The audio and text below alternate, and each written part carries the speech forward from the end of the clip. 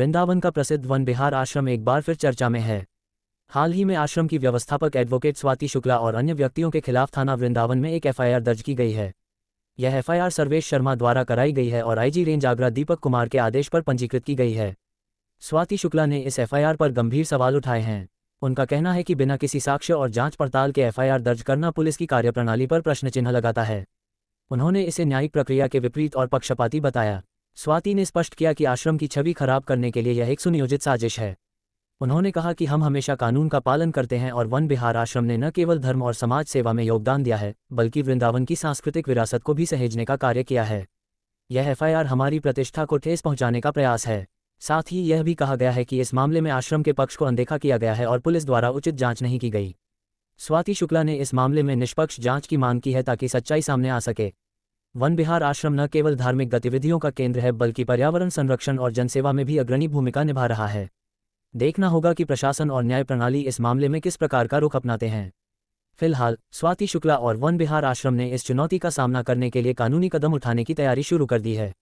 वह जल्द ही एडीजी अनुपमा कुलश्रेष्ठ और आईजी दीपक कुमार से मिलकर अपने तथ्य पेश करेंगी। ये प्रकरण ऐसा है कि हमारे आश्रम में एक 2.5-3 महीने पहले एक गोलीकांड हुआ था, जिसमें नीरज शर्मा, सर्वेश शर्मा, वृज गोपाल, श्याम वशिष्ठ और नीरज शर्मा नाम के अभियुक्त मनीष गौतम, उसके बाद में राघव परासर, इन व्यक्तियों ने हमारे आश्रम में धुआंधार फायरिंग की थी।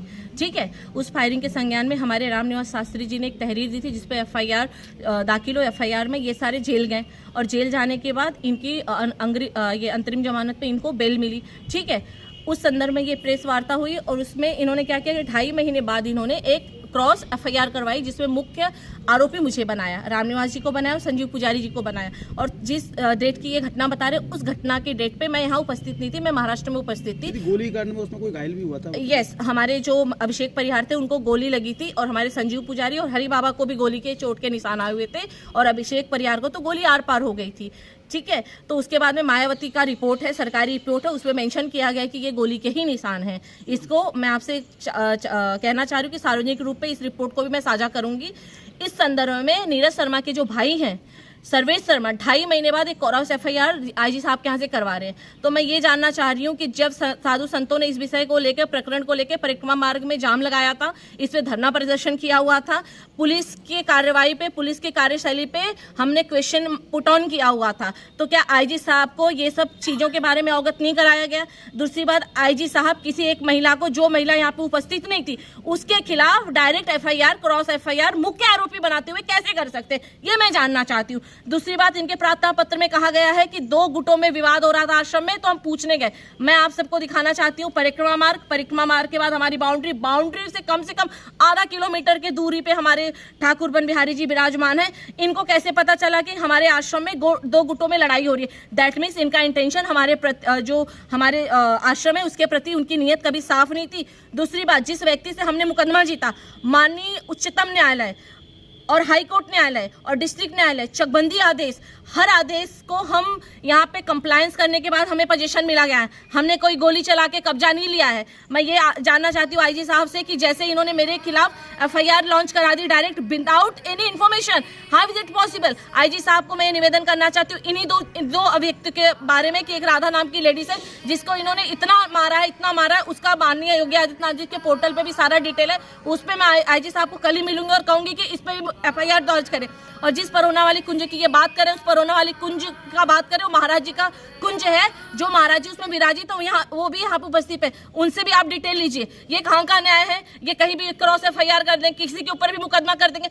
मैं तो कहती हूँ करे मेरे ऊपर एफआईआर। माननीय उच्चतम न्यायालय के आदेश पे हमने कब्जा मिला है और हमने गोली चला के कब्जा नहीं लिया है। पुलिस की आख्या रिपोर्ट है, मजिस्ट्रेट का ऑर्डर है, हाई कोर्ट का आदेश है, सुप्रीम कोर्ट का आदेश है। यद्यपि कुछ हमने गलत किया है तो उसको हम भोगने के लिए तैयार है। हम जहां ये ले जाना चाह रहे हैं आ जाए। और कुंभ से आने के बाद कम से कम 10,000 की क्वांटिटी में हम साधु संत धरना प्रदर्शन करेंगे और आईजी के यहाँ घेराव करेंगे। क्यों? क्योंकि न्याय उचित नहीं है कि आप किसी भी महिला को, और आप सोचिए इनका स्टेटमेंट है कि एक स्वाति नाम की महिला हम तीनों को जान से मारने की धमकी दी। How is it possible? And it is very shameful कि एक महिला 3 आदमी को पकड़ सकती है क्या? और जो महिला यहाँ पे 13 तारीख को उपस्थित ही नहीं थी, इनके विवेचना में ही जो शिवशरण सिंह जी है, विवेचना किया, उन्होंने अपने रिपोर्ट में लगाया है कि मुझे सूचित किया गया है। और इसी व्यक्ति का, नीरज शर्मा का पहला स्टेटमेंट है मीडिया के द्वारा।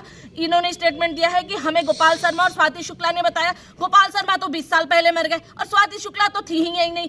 डे 1 से फर्जीवाड़ा और साधु संतों के जमीनों को भूमाफिया द्वारा कब्जा कराए जाने के संदर्भ में माननीय योगी आदित्यनाथ जी से मैं निवेदन करती हूँ कि योगी आदित्यनाथ जी आप इस पे संज्ञान लीजिए, क्योंकि कुछ भी यहाँ पे ठीक नहीं चल रहा है। अगर साधु संत को ऐसे परेशान किया जाएगा तो साधु संत भी जो करना होगा वो करेंगे। आप इन्हें समझाइए कि इनकी ड्यूटी कैसे करनी चाहिए। यद्यपि मैं गलत हूँ तो मैं उस सजा को भुगतने के लिए मैं तैयार हूँ।